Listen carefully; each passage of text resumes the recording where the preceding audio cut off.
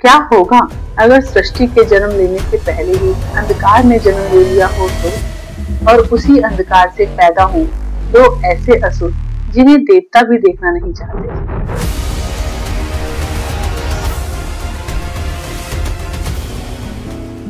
नमस्कार, मैं हूँ रुचिका बंसल। आज हम सब मिलकर माता रानी की महिमा को सुनेंगे और उन्हें महसूस करेंगे। इस पवित्र आरंभ में हम दुर्गा सप्तशती के प्रथम अध्याय की अद्भुत कथा की ओर बढ़ते हैं और चलते हैं इस पावन और अलौकिक यात्रा पर धर्म डाइजेस्ट के साथ। सृष्टि की आदि अवस्था थी।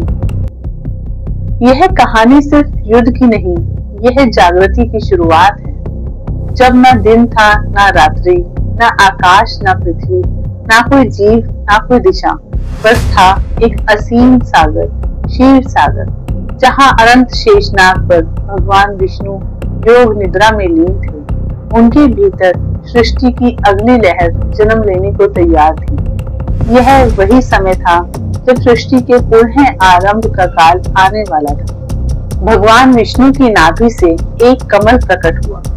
वह कमल क्षीर सागर के ऊपर धीरे धीरे खिलने लगा और उस कमल के ऊपर प्रकट हुए ब्रह्मा जी। कल्पना कीजिए, पहली बार किसी ने आंखें खोली और सामने केवल जल था। सृष्टि की रचयिता माँ जी। जैसे ही उन्होंने नेत्र खोले, चारों ओर केवल जल ही जल था। उन्होंने आश्चर्य से कहा, यह सब क्या है? मैं कौन हूँ? यह सृष्टि कहाँ से आई? और इसी के साथ शुरुआत हुई सृष्टि की पहली जिज्ञासा की। उधर भगवान विष्णु के कानों की मैल से उत्पन्न हुए दो भयंकर असुर, मधु और कैटव। सृष्टि शुरू होने से पहले विनाश जन्म ले चुका था। उनका शरीर पर्वत के समान विशाल, उनकी दाढ़ियां अग्नि के समान लाल और उनकी हंसी आकाश को कंपा देने वाली। उनकी आंखों में गर्व की ज्वाला थी। वह बोले, हम ही सबसे बड़े हैं, हमें कोई नहीं रोक सकता। देवता तक उनके नाम से भयभीत हो उठे। उधर ब्रह्मा जी सृष्टि रचना में जुटे थे, पर तभी उन्होंने देखा मधु और कैटव उनकी ओर बढ़ रहे हैं। सागर की तरंगें कांप उठी। क्या हो जब सृष्टि का कर्ता ही असहाय हो जाए? ब्रह्मा जी घबरा गए। घबराकर बोले, भगवान विष्णु तो योग निद्रा में है। यदि ये असुर पास आ गए तो सब नष्ट हो जाएगा। अब मुझे उस शक्ति को पुकारना होगा जो स्वयं विष्णु की चेतना है। ब्रह्मा जी ने आंखें मूंदकर महामाया योग निद्रा देवी की स्तुति की।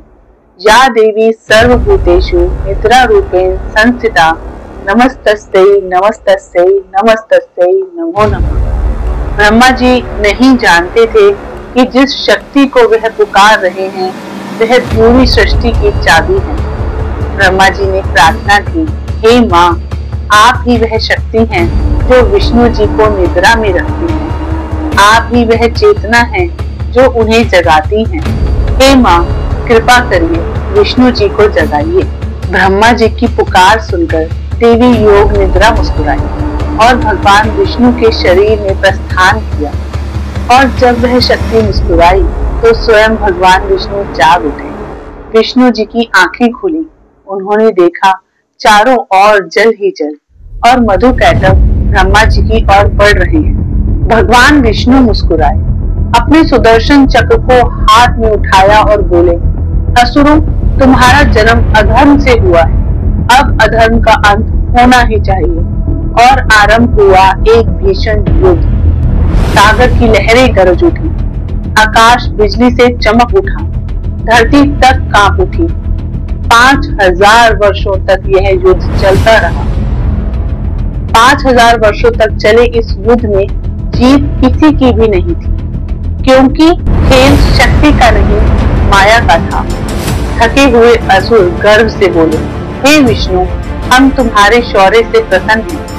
माँ भगवती की कृपा से अजय हैं, परंतु यदि तुम हमें परास्त करना चाहते हो तो कोई शर्त बताओ। भगवान विष्णु मुस्कुराए।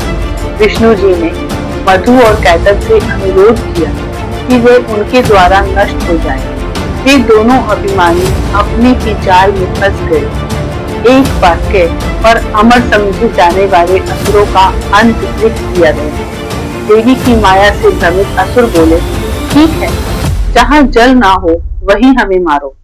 विष्णु जी ने दोनों असुरों को उठाया, क्षीर सागर के ऊपर फैले कमल पर रखा और अपने दिव्य तेज से दोनों के सर काट दिए। असुरों का अंत हुआ। ब्रह्मा जी ने भगवान विष्णु को प्रणाम किया। देवी योग निद्रा पुनः विष्णु जी के शरीर में समा गई। सृष्टि का संतुलन पुनः स्थापित हुआ और ब्रह्मा जी ने सृजन का कार्य आरंभ किया। देवता शक्तियां हैं, पर शक्ति की शक्ति माँ दुर्गा है। यह कथा हमें बताती है कि ब्रह्मा, विष्णु और महेश तीनों की शक्तियों के पीछे माँ दुर्गा की ऊर्जा ही कार्य करती है। वही निद्रा है, वही जागृति, वह ही सृष्टि है, वही संहार। जब वही शक्ति प्रसन्न होती है तब सृष्टि चलती है, और जब वह शांत होती है तो सब कुछ शून्य हो जाता है। पहले अंधकार जन्मा, फिर प्रश्न, लेकिन उत्तर थी माँ। क्या ये ठीक है? इसका उत्तर कमेंट में लिखें। धन्यवाद। आज की इस पावन कथा में मेरे साथ जुड़ने के लिए। माता रानी की कृपा आपके जीवन में शांति, शक्ति और सद्भाव लेकर आए। अगर यह यात्रा आपके हृदय को स्पर्श करे तो इसे लाइक करें, शेयर करें और धर्म डायरीज को सब्सक्राइब करना ना भूलें। आपको इस अध्याय में सबसे अद्भुत क्या लगा कमेंट में जरूर बताएं। जय माता की, जय मां दुर्गे।